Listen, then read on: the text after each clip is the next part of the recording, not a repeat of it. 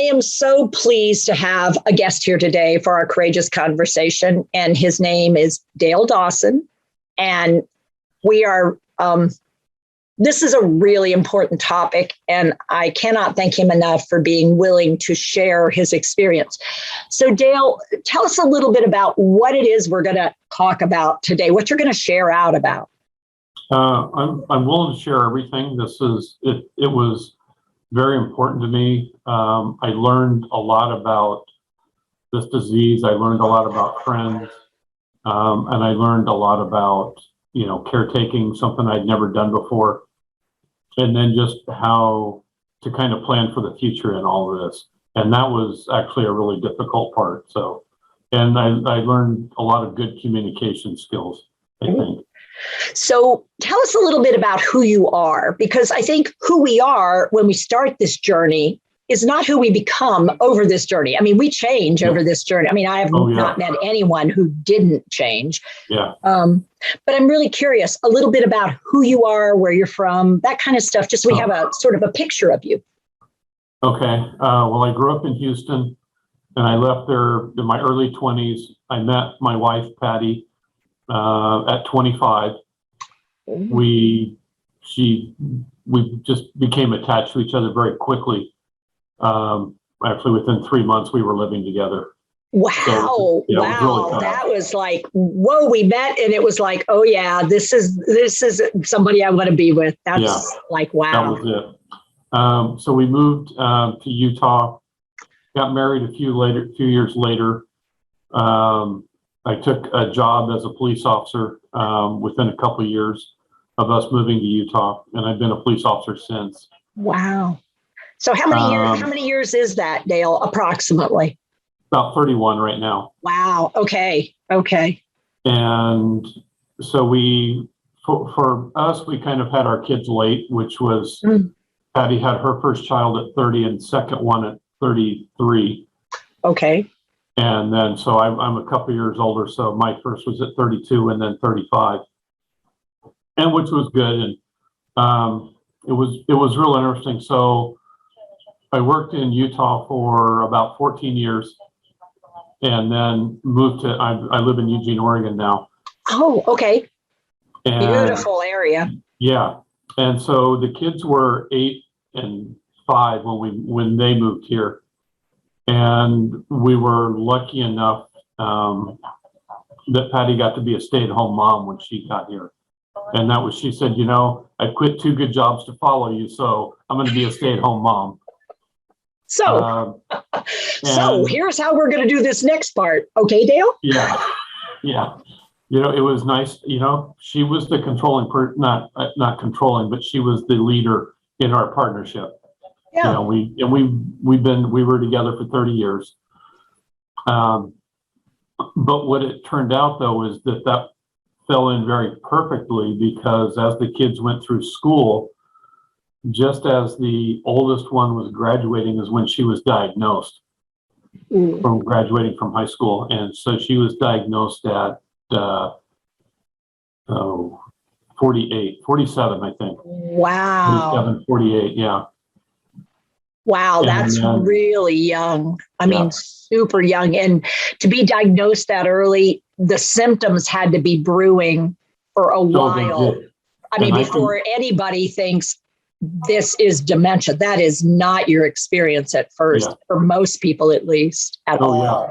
Yeah. And so I can go back and look 3 years or thereabouts, and probably even a little bit more if I concentrated hard enough.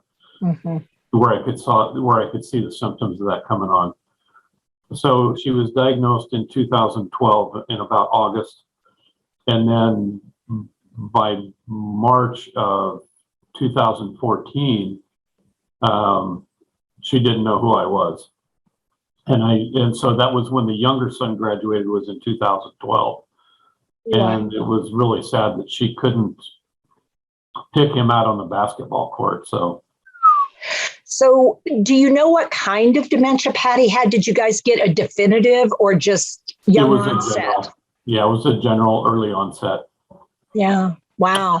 And what was really cool is that my kids, she was the primary parent in raising them. It's because I was at work and just working nights and working evenings. You know, I did all kinds of different shift work.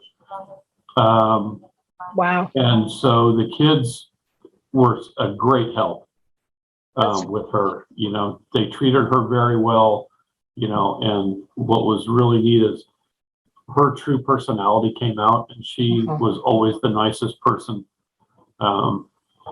with that. So heart first or head first? Did she always lead with her heart, or did she lead with her head? She was logical, reasonable. And even in her dementia, she still needed people to be logical and reasonable with her. Yeah. But she didn't want to hurt anyone, and she didn't want to be oppositional. No. Not a bit.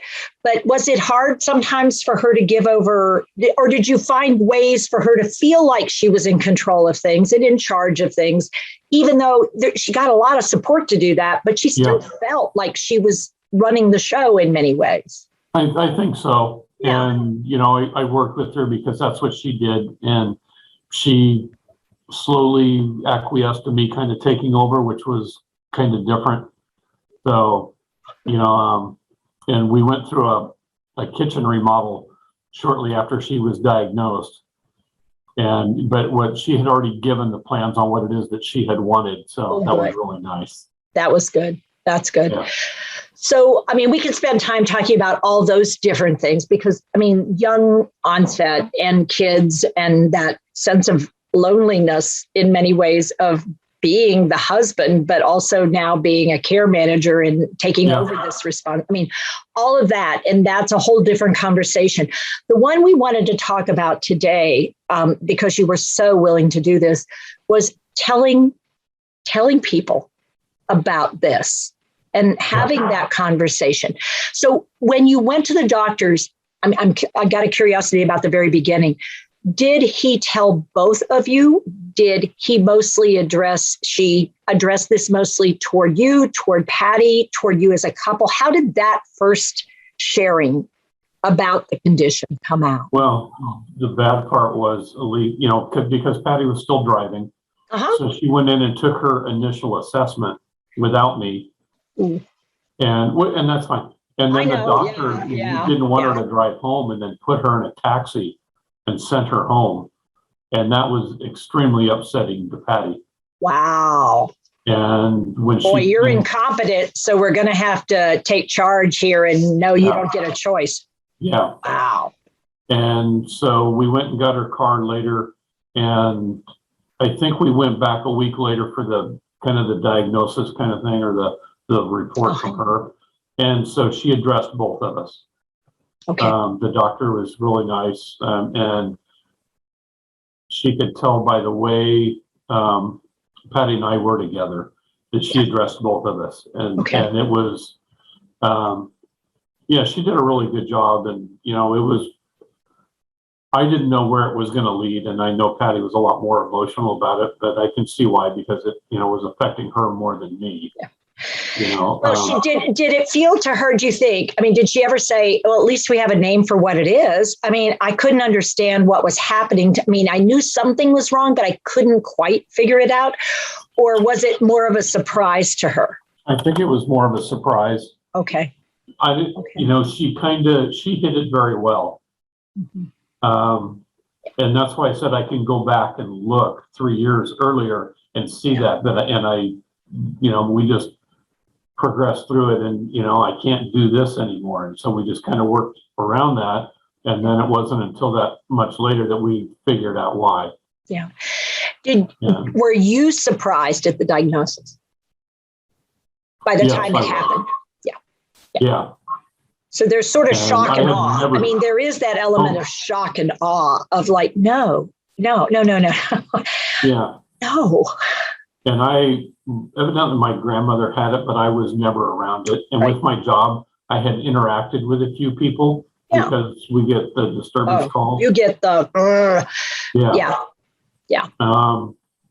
You know, and it was my goal, I guess, just to make her as happy and as comfortable as possible. So, and then, you know, just deal with it as we went. So who did you guys tell first about this thing in the house?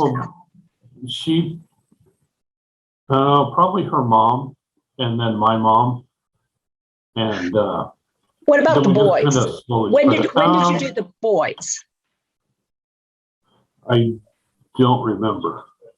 It's just I'm sure that it was soon because we had already had them picking up and doing some of her tasks that she lost her ability to do, like when she couldn't remember how to pay the bills. I got my older son involved in that, where here you go, check the mail, check the bills, and do that. Yeah. So, but you're not sure. I mean, that's the problem. I mean, it's such an overwhelming diagnosis that there's this period of brain fog, and people talk about it for the person living with dementia. Yeah. I don't think how often it comes up for the spouse, and it happens a lot with a spouse, where you're like, really, you're in a brain fog because all of a sudden you're trying to wrap your head around what is the meaning of this in our lives. I mean, what is this, how is this going to, and you sort of have this period of time that you're trying to reorganize and reorient yourself to what's this going to be like. And yet you have to do each day. And yes, I'm pretty sure that we told them early. We've been a close family, and so and we still are. Yeah. And so it was parents. Then it became the one that you really sticks in your mind of the first telling per se is moms, telling moms. Yeah. Tell me a little bit about that. What was that?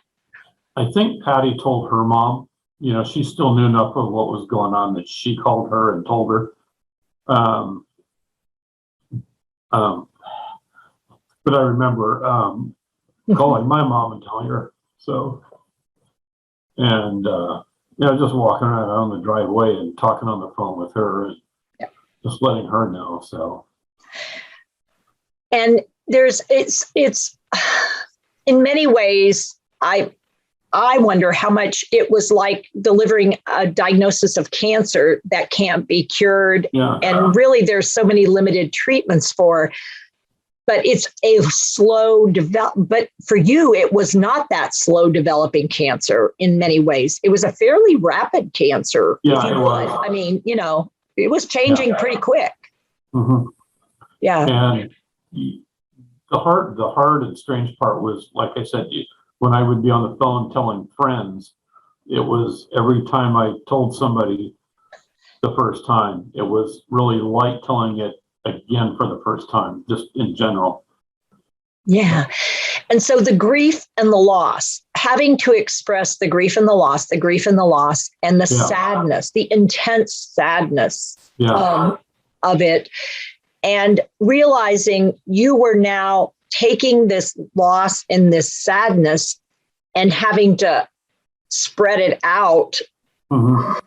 So I'm wondering, one of the things that is one of the sayings that people have is that when you share a sadness, it's halved. I mean, it's not by sharing it, it becomes less heavy inside yourself because you've sort of spread it around. Was that at all true, or was that no, it wasn't like that at all? It still felt. No, telling it, like I said, to each person, that was like saying it for the first time for me. It was once the people knew, and I think once I shared it enough and I got that friend support, then that's what made it easier. And they knew, and then they could see what was up with Patty, and then it went easier in their dealings with her and me. Yeah. So, but you had to spread it pretty wide for that to start to happen. Oh yeah. Because we were still in that process of where we were with friends who our kids all went to school together. Yeah. And so we had that core group of probably 7 couples that we all got together on a regular basis because of our kids.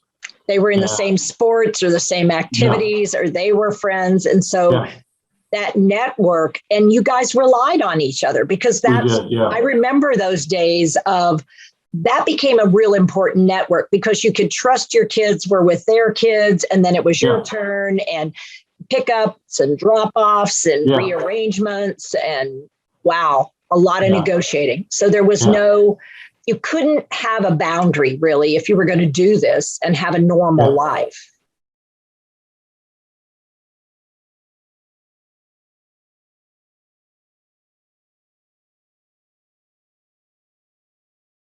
Hi, I'm Teepa Snow, and you just found our YouTube channel and watched one of our videos.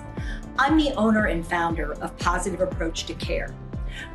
Thanks for watching. And if you liked, if you have a comment about, or you would, please share it with people you know. Oh, and if you haven't yet done it, consider subscribing. We'll let you know when the next new video comes out. And you might want to visit our website, www.teepasnow.com, where you'll find other resources as well. See you there.